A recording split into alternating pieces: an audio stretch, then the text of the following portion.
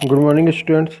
मतलब लास्ट की वीडियो की यदि बात की जाए तो इसमें हम लोग बात कर रहे थे नेफ्रॉन की स्ट्रक्चर की बात कर रहे थे। नेफ्रॉन क्या था, जो कि हमने किडनी देखी थी। एक किडनी के अंदर एक पेयर किडनी पाई जाती है ह्यूमन बॉडी के अंदर, और एक किडनी के अंदर हम लोग नेफ्रॉन की यदि इस प्रकार की जो स्ट्रक्चर्स होती है इनकी यदि बात करें तो लगभग लगभग 20 लाख तक ये पाई जाती हैं, जिनका काम होता है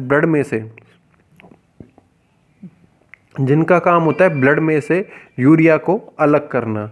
ब्लड सिर्फ और सिर्फ किडनी का काम इतना ही है या नेफ्रॉन का काम इतना ही है कि ब्लड में जो यूरिया पाया जाता है, ब्लड में जो यूरिया पाया जाता है उसको क्या करना, ब्लड से अलग करने का, छानने का काम होता है। जैसे कि चाय की छलनी होती है, वो क्या करती है, सॉल्ट सब्सटेंस को ऊपर रख देती है, लिक्विड जो होता है उसको नीचे डाल देती है। इसी प्रकार से नेफ्रॉन भी काम करते हैं। ठीक है ना। तो पूरा का पूरा हमने देख लिया था। ऊपर वाला था ये जो इतना पोर्शन दिख रहा है, ये फर्स्ट पोर्शन था, मेलपिगियन बॉडी बोला था। इसमें हमने बोमन्स कैप्सूल था, जो capsule like structure, cup like structure जो पाई जा रही है, इस पे क्या होगी, सीव की तरह पाई जाती है। किसकी तरह, सीव होती है, चलनी, चलनी की तरह ये पाई जाती है। साथ ही साथ जो झुंड आता है किसका, एफरेंट वेसल्स का, जो कि क्या करती है, इम्प्योर ब्लड को लेके आती है। कहाँ से लेके आएगी, लिवर से लेके आएगी। कहाँ से, लिवर से लेकर आएगी। ठीक है ना। एक बात याद रखना, हमेशा यूरिया का फॉर्मेशन हमेशा होता है किसमें, लिवर के अंदर होता है। यूरिया का फॉर्मेशन हमेशा लिवर के अंदर होता है। ठीक है ना। लेकिन उसको ब्लड से अलग करने का, सेपरेट करने का काम कौन करता है, किडनी करती है। ठीक है ना। लिवर के अंदर इसका फॉर्मेशन हुआ था। लिवर से जो एक वेसल आती है, इस वेसल को हम लोग बोलते हैं एफरेंट वेसल। इस वेसल को बोलते हैं हम लोग एफरेंट वेसल बोलते हैं। यही क्या होती है, एक गुच्छा सा बनाती है, इसको हम लोग बोलते हैं ग्लोमेरुलस। अब बोमन्स कैप्सूल और ग्लोमेरुलस मिलकर ये जो इतना स्ट्रक्चर बनाया है, इधर से लेकर और इधर तक का, 1 और 2, ये दोनों, इनको हम लोग कॉमनली बोल देते हैं मेलपिगियन बॉडी।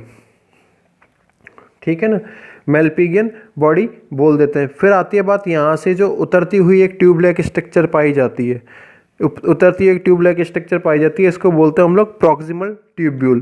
प्रॉक्सिमल ट्यूब्यूल बोलते हैं। ये कई बुकों में लिखा मिल जाता है प्रॉक्सिमल कॉन्वुलेटेड। कॉन्वुलेटेड का एक्चुअल में मतलब होता है घुमावदार।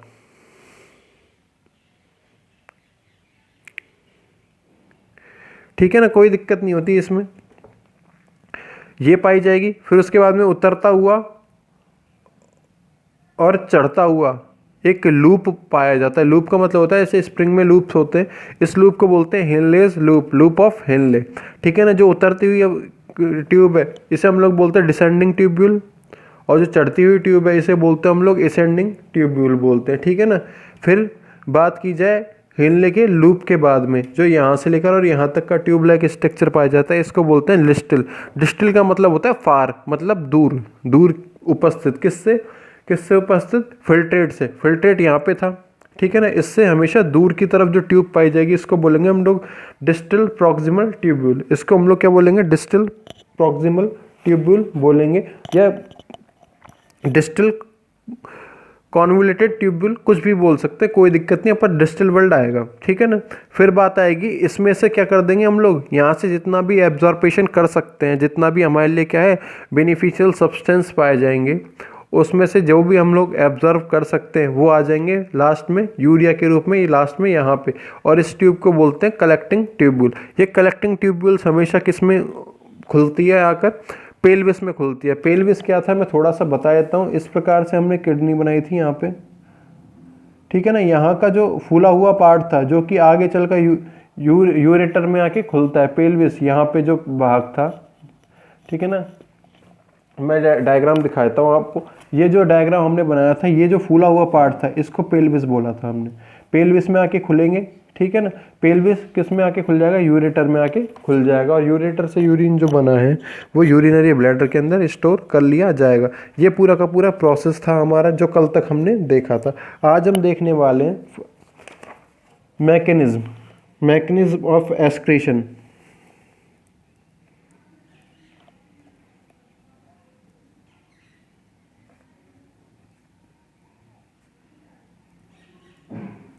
या इसी को बोल देते हैं फॉर्मेशन ऑफ यूरिन, कि ब्लड के अंदर से यूरिन का फॉर्मेशन किस प्रकार से, यूरिन किस प्रकार से सेपरेट हो, फॉर्मेशन ऑफ यूरिन, या एक और बोलते थे सेपरेशन ऑफ यूरिन। सेपरेशन का मतलब है अलग होना, किस में से, ब्लड में से। Separation of urine from blood, blood में से यूरिन का अलग करना, ठीक है ना। ये पूरा का पूरा प्रोसेस है। हमने अभी बात की थी यूरिन का यूरिन बनता कहाँ पे, यहाँ पे भी मैंने बताया है आपको, देखो लिवर के अंदर बनता है। यूरिया का फॉर्मेशन हमेशा होता है लिवर सेल्स के अंदर होता है, लिवर सेल्स के अंदर होता है, जहाँ से एक एफरेंट वेसल आती है, कहाँ तक, किडनी तक आती है, जो इसको लेकर आती है, ठीक है ना। तो इसमें सबसे पहले लिखे हैं हम लोग urea formed in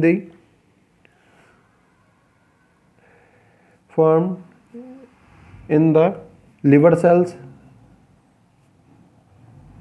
in the liver cells, ठीक है ना। Afferent vessels is carried impure blood from liver to kidney। एफरेंट जो वेसल थी, मैं दिखा देता हूँ कहाँ पे थी, ये वाली थी, ठीक है ना। एफरेंट वेसल जो थी ये लिवर से किडनी तक जो इम्प्योर ब्लड था इसको लेकर आती है। अब ये जो हम प्रोसेस पढ़ रहे हैं, मैकेनिज्म पढ़ रहे हैं, ठीक है ना, यूरिन के सेपरेशन की या फॉर्मेशन, यूरिन के फॉर्मेशन की, ये हमेशा पूरी होती है 3 स्टेप्स के अंदर, ठीक है ना। Urine formation,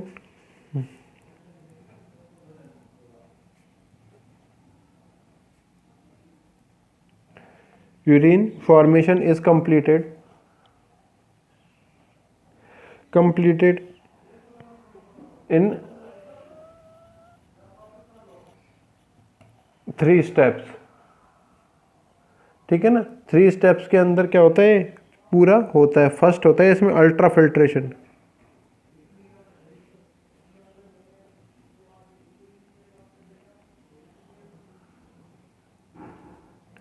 ultra filtration.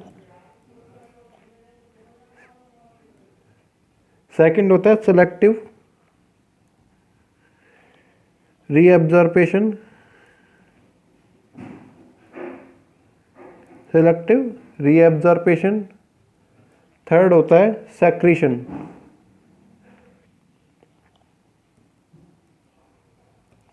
ठीक है ना। अल्ट्रा फिल्ट्रेशन, सेलेक्टिव रीअब्जॉर्प्शन और सेक्रीशन। जो फर्स्ट है अल्ट्रा फिल्ट्रेशन, आज हम लोग देखेंगे, सेलेक्टिव एब्जॉर्प्शन भी देखने की कोशिश करेंगे अगर टाइम मिलेगा तो। अल्ट्रा फिल्ट्रेशन, ठीक है ना। अल्ट्रा फिल्ट्रेशन हमने बात की है, मैं थोड़ा सा बता देता हूँ। बोमन्स जो कैप्सूल है ये वाला था, ठीक है ना। इसमें क्या होता है, यहाँ बोमन्स कैप्सूल कहाँ गया, ये रहा बोमन्स कैप्सूल।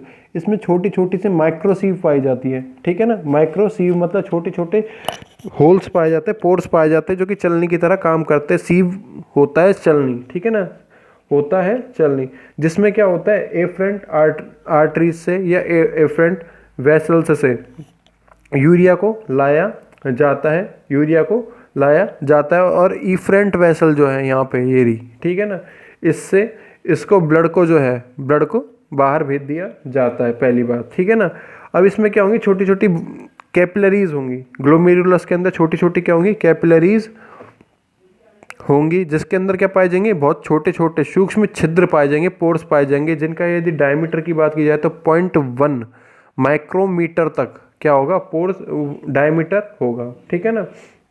जो कि हमेशा परमिएबल होंगे, मतलब किसी भी चीज़ को पारदर्शी, किसी भी चीज़ को भेजने के लिए, जैसे एक जगह से दूसरी चीज़ को भेजना हो हमें, ठीक है ना। 2 पन्नी है, 2 पॉलीथीन्स हैं, या कह सकते हैं 2 घर हैं, 2 घरों को आपस में जोड़ने का काम कौन करता है, गेट करता है। तो गेट में से एक दूसरे से जा सकती हैं, ऐसा कोई सब्सटेंस, इसको बोलते हैं हम लोग परमिएबल, ठीक है ना, इसको बोलते हैं हम लोग परमिएबल, ठीक है। जो कि क्या करेगी, परमिएबल होती है किसके लिए, जितने भी जो ब्लड के अंदर प्लाज्मा पाया जाता है, ब्लड का जो प्लाज्मा पाया जाता है, इसके अंदर जितने भी क्या हो, जैसे कि यूरिया घुला हुआ है, यूरिया घुला हुआ हो, हमने और भी बात की है, वाटर की बात की है, ग्लूकोज की बात की, ब्लड प्लाज्मा के अंदर ही पाया जाता है। प्रोटीन, फैट, मॉलिक्यूल्स, मिनरल्स वगैरह पाए होते हैं। इनके लिए क्या होगी, परमेबल होगी। तो इनसे सब ये पदार्थ, ये सारे के सारे सब्सटेंस नीचे की ओर छनकर आ जाएंगे। ये जो छनकर आता है हमारे पास यहाँ पर, इसको बोलते हैं हम लोग फिल्ट्रेट। यहाँ पे लिखा भी हुआ था, कल मैंने समझाया भी था। इसको बोलते हैं हम लोग फिल्ट्रेट बोलते हैं। बाकी जो प्योर ब्लड होता है वो वापस से चले जाता है। प्योर ब्लड वापस से क्यों चल जाता है, ऊपर से क्या पड़ता है, प्रेशर पड़ता है। प्रेशर पड़ता है, जो जो चीज़ छननी होती है परमेबिलिटी के कारण वो छन जाती है, और जो चीज़ नहीं छन पाती वो क्या होता है, प्योर ब्लड होता है। जिसमें ब्लड सेल्स पाई जाती हैं, वो निकल जाता है बाहर की तरफ, ठीक है ना, वो निकल जाता है बाहर की तरफ, निकल जाता है। ओके,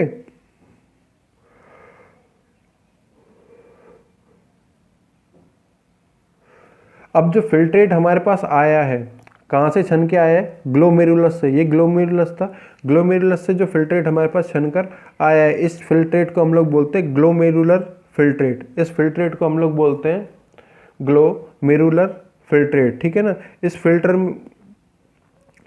फिल्टर की यदि बात की जाए, जिसमें क्या क्या होंगे, यूरिया होगा और बहुत सारे जो हमारी बॉडी के लिए क्या है, एसेंशियल सब्सटेंसेस हैं, ये सारे के सारे इसमें पाए जाएंगे। तो फर्स्ट प्रोसेस होता है आपका क्या, अल्ट्राफिल्ट्रेशन। मैं थोड़ा सा लिख लिख के इसको बता देता हूँ आपको, ताकि जल्दी समझ में आ जाएगा। बोमन्स कैप्सूल इन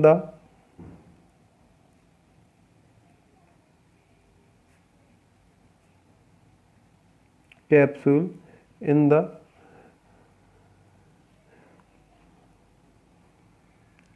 uriniferous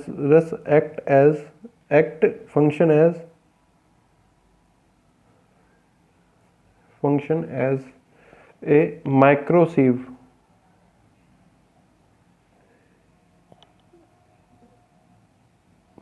एक सूक्ष्म चलनी की तरह क्या करती है, काम करती है। इसमें क्या करेगी, हमने एफरेंट वेसल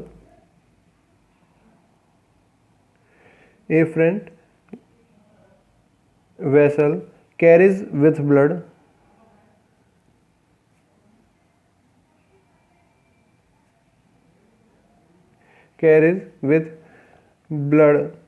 यूरिया। ब्लड के अंदर जो यूरिया घुला हुआ पाया जाता है, इसकी बात करें, blood urea in this and efferent articles, जो कि प्योर ब्लड को लेके जाते हैं। इफरेंट वेसल कह सकते हैं, vessel takes away blood from it, ठीक है ना। ब्लड को कौन ले जाती है, ठीक है, okay.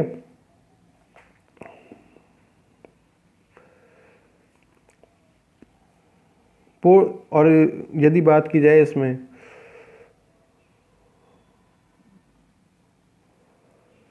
Pores of capillaries of glomerulus,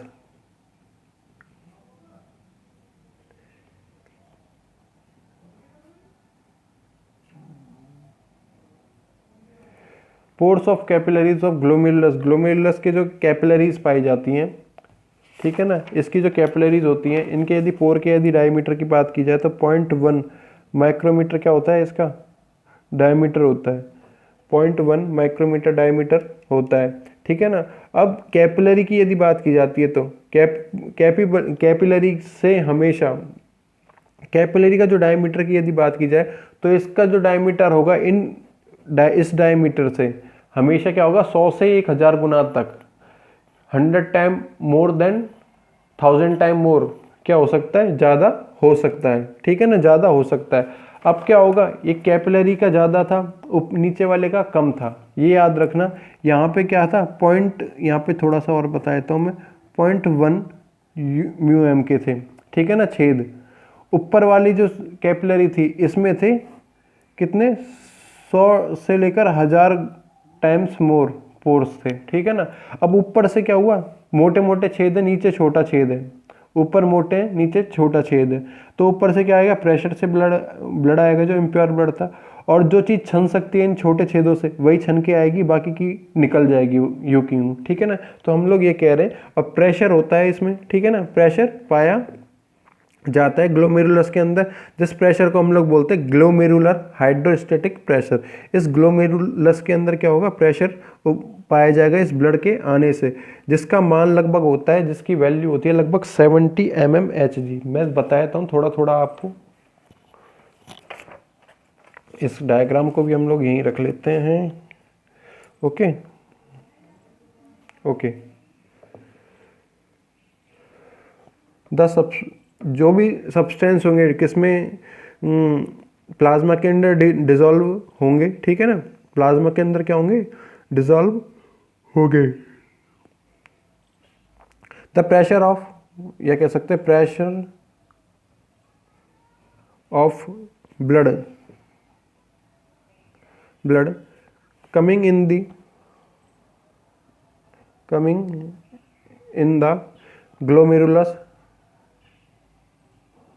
glomerulus, ये हमेशा आता है GHP बोलते हैं इसे। GHP का मतलब होता है ग्लोमेरुलर हाइड्रोस्टैटिक प्रेशर, ठीक है ना। इसके अंदर जो प्रेशर पड़ रहा है ऊपर से ब्लड के आने से, ठीक है ना, इसकी वैल्यू होती है 70 mmHg। Hg आपको ये पता है, हमेशा किसी भी चीज़ को प्रेशर को मापते हैं हम लोग हमेशा मरकरी की हेल्प से नापते हैं, और मरकरी को हम लोग लिखते हैं Hg के बेस पे, ठीक है ना। मरकरी को हम लोग लिखते हैं किसके बेस पे, Hg के बेस पे लिखते हैं, ठीक है। तो ये इसका क्या होता है, ब्लड प्रेशर होता है। अब यदि बात की जाए कि इसमें से जो चीज़ छोटी हैं वो तो छन कर आ जाती है नीचे, और जो चीज़ बड़ी है जैसे कि ब्लड कार्पसल्स, ब्लड प्रोटीन होता है, और कुछ कॉलॉइड्स होते हैं जो कि बड़े लार्ज क्या होते हैं, मॉलिक्यूल्स होते हैं, कॉलॉइड्स बोलते हैं इन्हें। Blood corpuscles,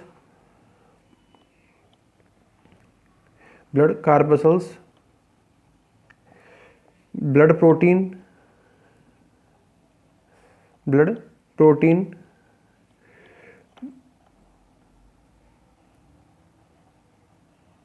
blood soluble colloids could not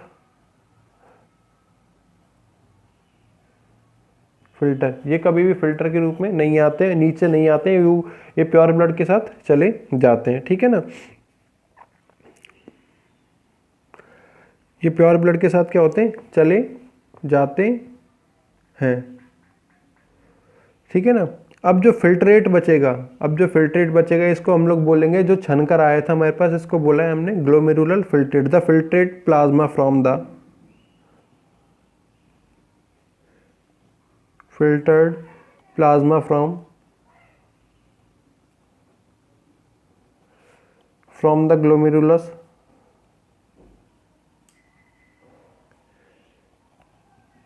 is called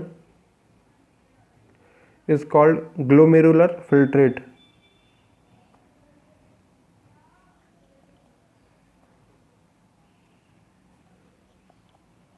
is called glomerular filtrate, ठीक है ना। ये जो फ्लूइड था ये कहाँ पे आ जाएगा, बोमन्स कैप्सूल की जो कैविटी थी, कैविटी बोलते हैं खाली स्थान को, इसको बोलते हैं हम लोग, ठीक है ना, इसके अंदर आ जाएगा। द फ्लूइड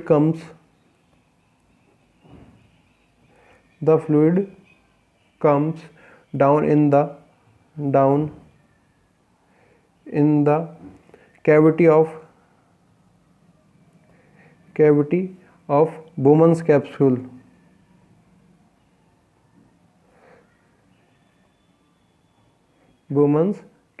ठीक है ना।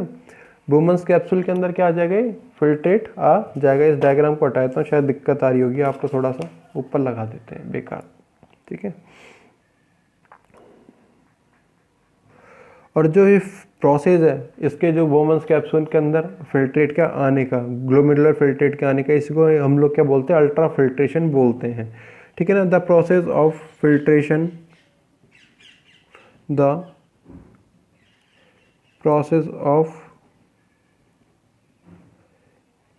Filtration from the wall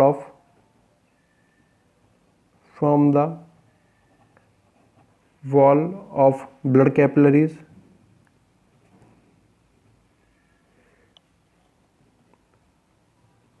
from the wall of blood capillaries of glomerulus of excretory and other utilize, जो कि बॉडी के लिए क्या है, बेनिफिशियल है,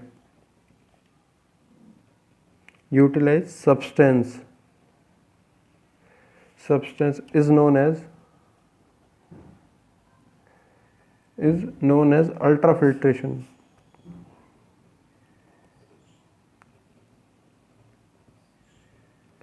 इज नोन एज अल्ट्राफिल्ट्रेशन। ये क्या कहलाएगा, अल्ट्राफिल्ट्रेशन कहलाएगा।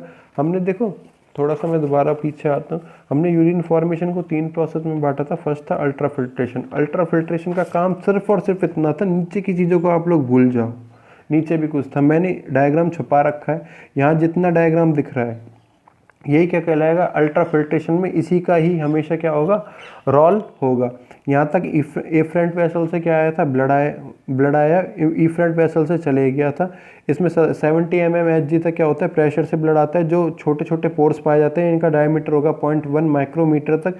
कैपिलरीज जो होंगी परमिएबल होंगी, कितनी गुना ज़्यादा होंगी, 100,000 टाइम्स क्या होंगी, इन पोर्स से ज़्यादा होंगी। अब जितने भी छोटे छोटे छेद हैं इनमें से जो चीज़ छन सकती है, इसको छन कर क्या आ जाएगी, ये ग्लोमेरुलर कैविटी के अंदर आ जाएगी। सॉरी, कैसे, किसके अंदर, बोमन्स कैप्सूल की जो कैविटी है, ये जो बोमन्स कैप्सूल पाया जा रहा है इसकी जो कैविटी है, ब्लैंक स्पेस है, इसके अंदर आ जाएगी। और ये जो फिल्ट्रेट आया है, अब जो चीज़ छन के आई है हमारे पास नीचे की ओर, इसको बोलते हैं हम लोग ग्लोमेरुलर फिल्ट्रेट बोलते हैं। और इस पूरे के पूरे प्रोसेस को जो कि इसमें हमने यूज़ में लिया है, इसके अंदर हमने जो छानने में यूज़ में लिया है, इसको बोलते हैं अल्ट्रा फिल्ट्रेशन। ये हो जाता है आपका क्या, फर्स्ट प्रोसेस पूरा अल्ट्रा फिल्ट्रेशन का। फिर बात आती है सेलेक्टिव रीअब्जॉर्प्शन। सेकंड नंबर पे प्रोसेस आया था आपके पास सेलेक्टिव रीअब्जॉर्प्शन, ठीक है ना, सेलेक्टिव रीअब्जॉर्प्शन सेकंड नंबर का जो प्रोसेस है, ठीक है ना। सेकंड नंबर पे हमने बात की है सेलेक्टिव रीअब्जॉर्प्शन। अब सेलेक्टिव मतलब हमने बात की फिल्ट्रेट की, दोबारा मैं आता हूँ यहाँ पे।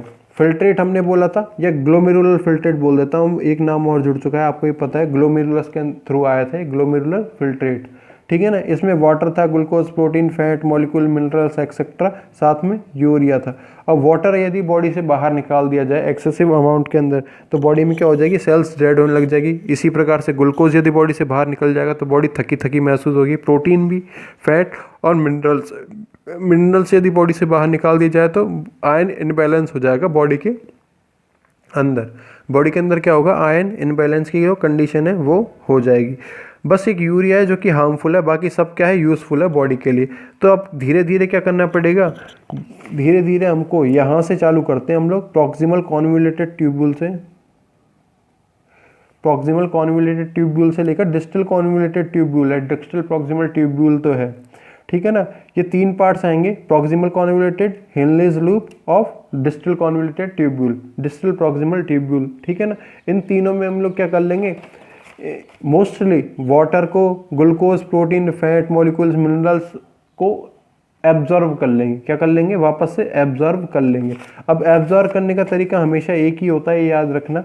इनके जो अंदर की वो वॉल्स पाए जाएंगी, इन पे क्या होंगे, विलाई पाए जाएंगे, विलाई जैसे कि इंटेस्टाइन के अंदर पाए जाते हैं, जो कि ग्लूकोज को, वाटर वगैरह को एब्जॉर्ब करते हैं। इसी प्रकार से इसमें क्या पाए जाएंगे, विलाई पाए जाएंगे, जो कि क्या कर देंगे, एब्जॉर्प्शन सरफेस को हमेशा बढ़ाने का काम करते हैं, ठीक है ना, जिसकी हेल्प से हम लोग इनको एब्जॉर्ब कर लेंगे। तो सेकंड नंबर का जो प्रोसेस है हमारा सेलेक्टिव रीअब्जॉर्प्शन कहलाता है। क्या कहलाता है, सेलेक्टिव रीअब्जॉर्प्शन कहलाता है। इसमें क्या होगा, फिल्ट्रेट की यदि बात की जाए, थोड़ा सा और लिख देता हूँ मैं दोबारा से, फिल्ट्रेट की यदि बात की जाए, फिल्ट्रेट इज इक्वल टू, इसमें क्या क्या था, हमने बात की है यूरिया पाया जाए, यूरिया पाया जाए, कॉमा यूरिक एसिड हो सकता है कुछ मात्रा में, क्या हो सकता है, यूरिक एसिड हो सकता है, कुछ एमिनो एसिड जो कि बॉडी के लिए हानिकारक है, जिनसे यूरिया का फॉर्मेशन हो सके, जैसे कि क्रिएटिनिन,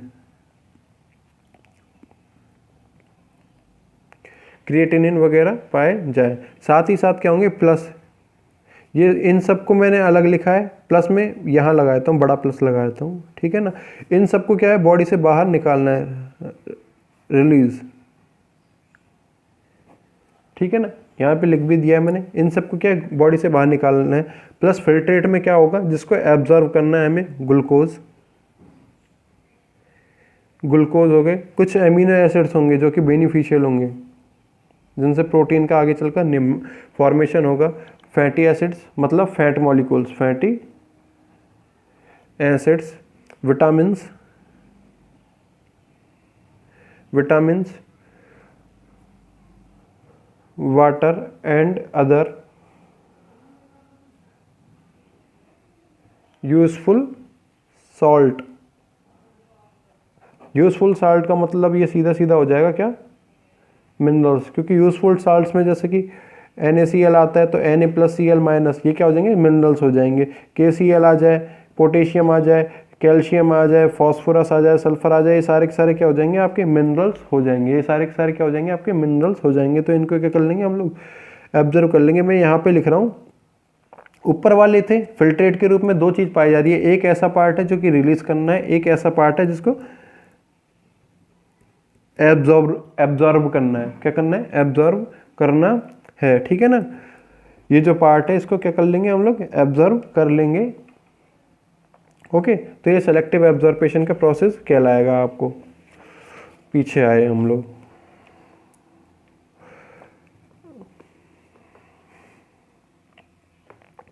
अब इसमें जो फिल्ट्रेट के रूप में जो वाटर आया था उसको लगभग हम लोग बात कर सकते हैं 95% जो वाटर होगा इसको हम लोग क्या कर लेंगे, एब्जॉर्ब कर लेंगे।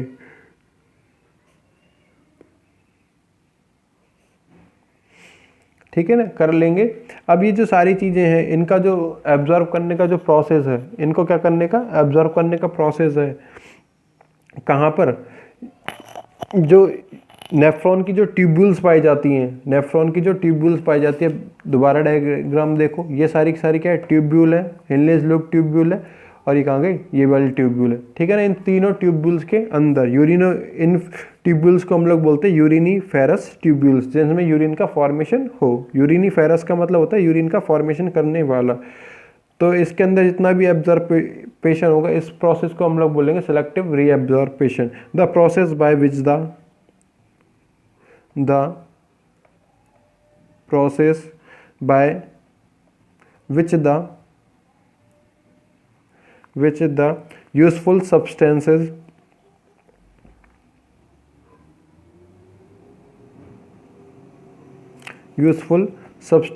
are reabsorbed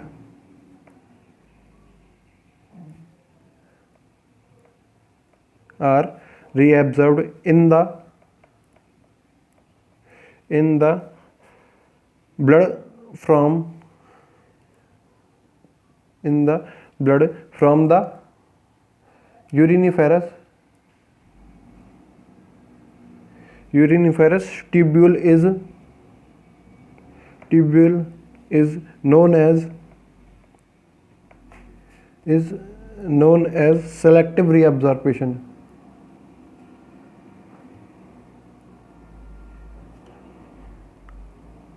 इस प्रोसेस को क्या बोला है हमने, सेलेक्टिव रीएब्जॉर्प्शन का जो प्रोसेस है ये बोला है। अब इसको क्या कर सकते हैं हम लोग, कुछ पार्ट्स में डिवाइड कर सकते हैं। इसको हम लोग क्या कर सकते हैं, कुछ पार्ट्स में डिवाइड कर सकते हैं।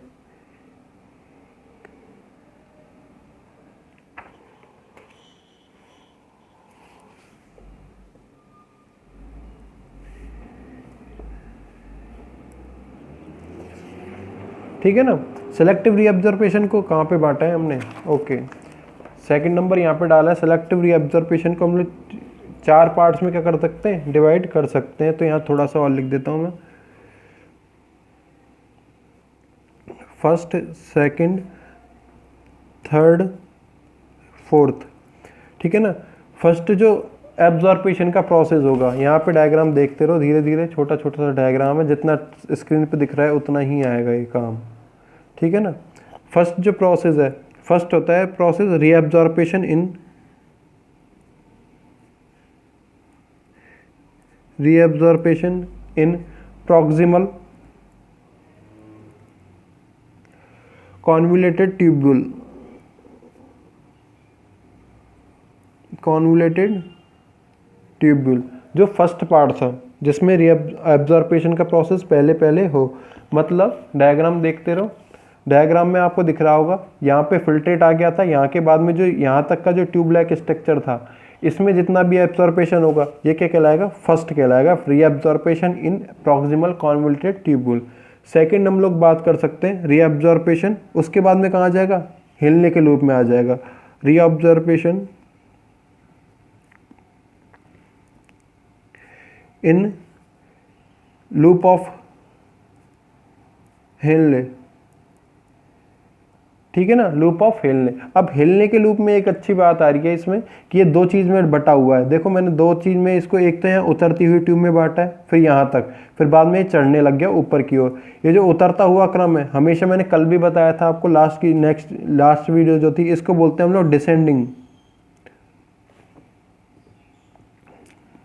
DESCEN, descending. और ये जो ऊपर की ओर ऊपर उठती हुई होती है, आर्म होती है, इसको बोलते हैं एसेंडिंग, एसेंडिंग आर्म। तो हम लोग इसको बोल सकते हैं दो पार्ट्स में, इसको आगे फर्दर डिवाइड कर देंगे हम लोग, ठीक है ना। रीअब्जॉर्प्शन इन डिसेंडिंग आर्म, यहाँ पे सिर्फ जगह की कमी के कारण मैं डिसेंडिंग आर्म लिख रहा हूँ, और एसेंडिंग आर्म, ठीक है ना। इन दोनों में एब्जॉर्प्शन का जो प्रोसेस है वो होगा जो, अच्छा ये मैंने यहाँ पे लिखा भी हुआ है ऊपर के, कल के वीडियो का पेपर है, ठीक है ना। डिसेंडिंग ट्यूब्यूल या एसेंडिंग ट्यूब्यूल, इसमें क्या किया जाएगा, रीअब्जॉर्प्शन, ब्रैकेट में लिख देता हूँ मैं, ठीक है ना। फिर थर्ड बात की जाए, फिर थर्ड क्या बात की जाए, हिलने के लूप यहाँ तक खत्म हो गया। हिलने के लूप के बाद में, हिलने के जो लूप है इसके बाद में कहाँ पे आएगा, जो यूरिया है या कह सकते हैं फिल्ट्रेट है, वो आएगा डिस्टल कॉन्वुलेटेड ट्यूब्यूल में, या इस पार्ट्स में आएगा, इस वाले में। फिर ठीक है, तो इसमें हम लोग कह सकते हैं reabsorption, reabsorption in distal convoluted tubule, distal convoluted tubule, ठीक है ना। बाद में कहाँ पे आ जाएगा, यहाँ पे आ जाएगा कलेक्टिंग ट्यूब्यूल के अंदर। कुछ मात्रा में ब्लड को यहाँ पे क्या किया जाता है, सॉरी ब्लड क्या, वाटर को रीअब्जॉर्व किया जाता है, क्योंकि यूरिया में फिर लास्ट में क्या है, यूरिया के साथ में ब्लड ही, वो सॉरी वाटर ही बचता है, तो वाटर को एब्जॉर्व कर सकते हैं। तो यहाँ पे लिख सकते हैं हम लोग reabsorption in collecting tubule, reabsorption in collecting